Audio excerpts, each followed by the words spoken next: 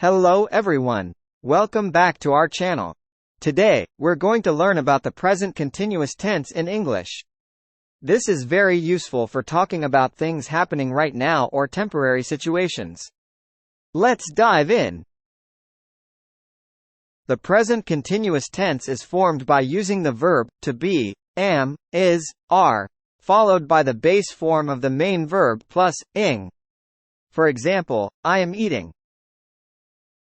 Let's look at 5 different ways we can use this tense.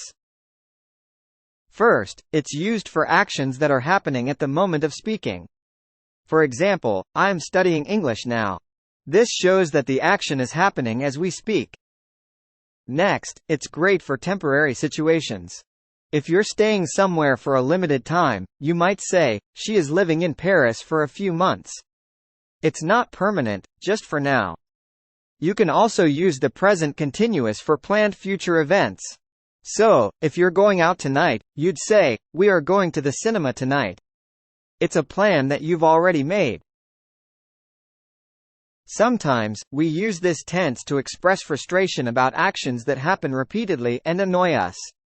For example, he is always coming late to meetings. The word, always, really shows your irritation. Lastly, it's useful for describing changes happening around us. A statement like, the climate is getting warmer every year, uses the present continuous to talk about ongoing changes. So, there you have it. The present continuous tense is a versatile tool in English that helps you describe current actions, temporary situations, future plans, repeated annoyances, and ongoing changes. Thanks for watching. Don't forget to like, subscribe, and hit the bell icon for more English language tips. See you in the next video.